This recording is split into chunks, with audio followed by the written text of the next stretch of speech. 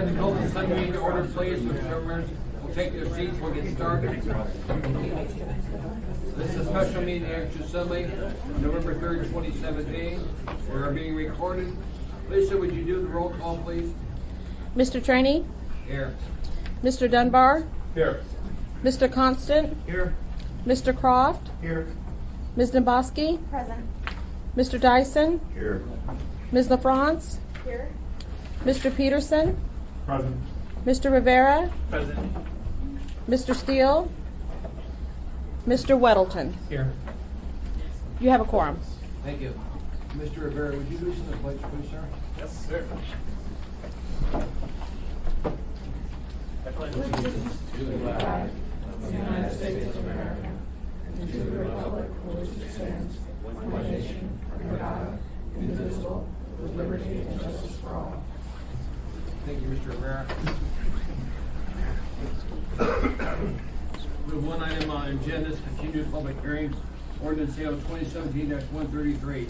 Ordinance of the municipality of Anchorage, Alaska, authorizing a ground lease for certain real properties of the municipality of Anchorage.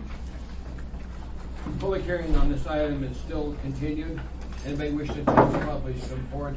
State your career for records, spell your last name, and tell us what country you live in. You'll have 3 minutes. Anyone at all? Yes, sir. Mr. Trainee, Robert Harris, our CFO of the municipality of Mayhem, joined us on the phone, and we also have Steve Cantor, our financial advisor, on the phone. Should there be any subsequent questions for them? Anybody else? Mr. Harris? Thank you, Robert. Mr. Harris, is that you? Yes, Mr. Chairman, this is Robert Harris. I'm on the phone. Thank you. Anybody else in the public who wants to testify on this item? Hearing same no participant opposed, one's wish to buy. Move to approve. Is there a second? Second. Moved in second. Do you have who did that, Lisa? Yes, I do. Okay. Discussion from assembly members. Yes, John. Well, Mr. Wilton, go ahead. I want to make some points. I think, having talked to people and read some things recently, there's some opinion on this that we are borrowing to fund ongoing operating costs. And I just make clear that's not what we're doing here. These are closed funds. It's basically we're refinancing the debt that we owe. It's much more similar to that. And there's also some view, and I look at it this way, but it's like choosing how we buy a house. You get the 15-year mortgage, or you get the 30. You pay 15, you ultimately pay less. And the 30, you'll pay longer, but you have more liquidity. You have money that you need for other things. And these are common choices that we make. They're very reasonable. There's no right or wrong answer there. It depends on the person and depends on the time. But this is a little bit different than that, as I've kind of looked at it more. And I think what we're really doing is under the plan we're on now, it's like we're prepaying our employees in a sense, prepaying way beyond what we should. And this just brings the funding for this in line with what makes sense, with the long-term need to fund the retirement for the members of the group. And then I've looked through it. We have a lot of assumptions on this. And one, I checked with 3 friends who manage huge funds or have managed and retired, in the hundreds of millions of dollars, which is similar to what we have here. The fund's $330 roughly million, and we propose to add another $70 million. 50 million, I'm sorry, 50, so 14-15%. And the borrowing costs of roughly 3.7%, they all said, yeah, that's about what we would be able to do. And then the long-term earnings, of course that varies, depends on the person, but they thought 5% for the long run is not unreasonable, because there is a bit of this that relies on, and I think just a little bit, it's a good idea even without it, but this arbitrage between our borrowing rate and how much we can earn on that fund. And that fund's quite large, so it has opportunities for earning that Fred and I don't have. We toy with the market. So those numbers, I'm comfortable that what we're hearing is correct, given what we know. And the benefit that we get is that we have liquidity, and that's important. We need to have money to do the things people expect from the city, and this helps us with that by putting this on the long-term payment plan that is reasonable.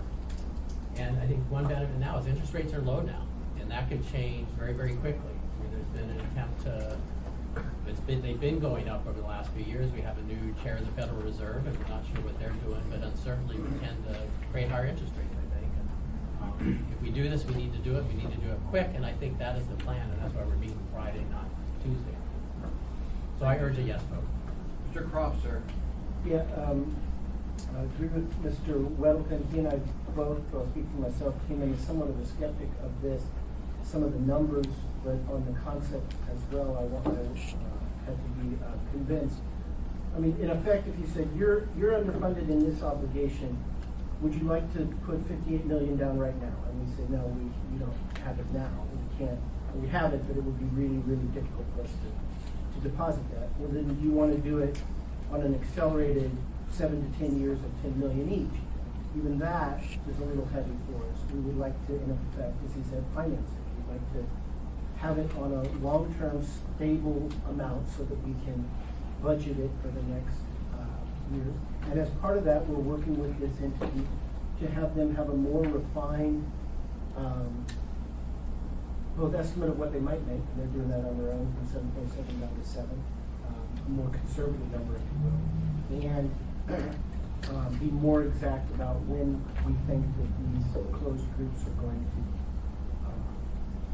play out. And so with all those, I think it's an appropriate tool to use.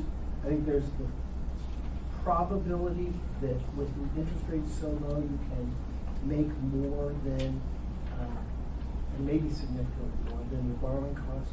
But sort of even if that comes out to be a tie or close to a tie, it's an appropriate tool to use just to manage this debt. So I've been convinced. Thank you, sir. Mr. Dunbar, sir. Thank you, Mr. Chairman. I'll keep it very short because I think Mr. Weddleton and Mr. Croft covered it pretty well. I want to thank Mr. Weddleton in particular for his initial skepticism and asking for additional materials from the administration. Thank my colleagues for coming in on a Friday, and thank the administration for ultimately providing, I think, a much better presentation than we initially saw. And with that, I urge approval. Thank you. Other comments from Assembly members? Yes, Suzanne. Thank you, Mr. Chair. Initially, I was not supportive of this approach because I felt like there were some high pressure tactics going on, whereas the budget has already been built around it. And in terms of the timing, why is this coming up now?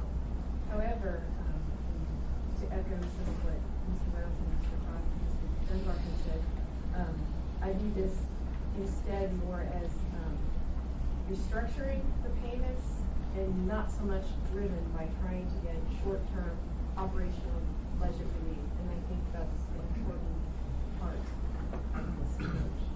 Thank you, Mr. Franz. Other comments? Yeah, you know, Mr. Conson? thank you. I come at this from the other side. I am an optimist and I believe in an exuberant future. And I think that the risk that I saw and really had to think about is the fact that once before we had a different group and a different assembly liquidate hundreds of millions of dollars and cash out for short-term gain. And I am concerned in the future that we might face that situation again. And I'm given all manner of confidence from the administration that this board is going to be careful and respectful and do the right thing. I would like that somehow in writing from that board that states we understand that this is the people's money and that we will be diligent in managing this so as not to end up in a situation where a greedy future assembly agrees that, hey, we should cash the difference out again. And so that was my concern. Dean did a hero's job of kind of batting me back on my concerns and showing me how this is actually a more conservative approach than what we have right now. And also Mr. Baldi, so I too will be supporting. Mr. Peterson. Thank you, Mr. Chairman. So I was just looking through here. We decided which facilities that the community owns that we're going to be putting up. Do you know what those are? Is it going to be Sullivan or It would be the Keegan, Sullivan. or what are we putting up? Do we know? I was thought about the DHS building down there. Oh, that's Mr. Traney and Mr. Peterson, we have not decided that. We have a list of all municipal properties and what we believe their value to be, and that is something that we will go forward with and evaluate so that we don't over-collateralize this, so that we will have to use essential governmental purpose buildings. it can be debated that perhaps the Sullivan isn't one of those, but the police headquarters, fire department headquarters are those kind of things. My pitch to investors and on behalf of our financial advisor, if we can, is we'll pledge essential governmental purpose buildings for the first 100%, and then maybe the additional 20%, if that's the number that investors want, maybe that 20% can be non-essential governmental purpose buildings, such as the Egan or the Sullivan. All right, great, thank you. Other questions from the Assembly members? Comments before we vote? Madam Clerk, are you ready to do a manual voting system? Yes. Go ahead. Mr. Trainee? Yes. Mr. Dunbar? Yes. Mr. Constant? Yes. Mr. Croft? Yes. Ms. Dombrowski? No. Mr. Dyson? No. Ms. LaFrance? Yes. Mr. Peterson? Yes. Mr. Rivera? Yes. Mr. Weddleton? Yes. Vote total, ma'am? Vote total is 8 to 2. 8 to 2, that's right. Tim Till's missing. That's approved by the body. Next item is adjournment. If somebody make a motion, we'll adjourn. Is there a second? Second. We're adjourned.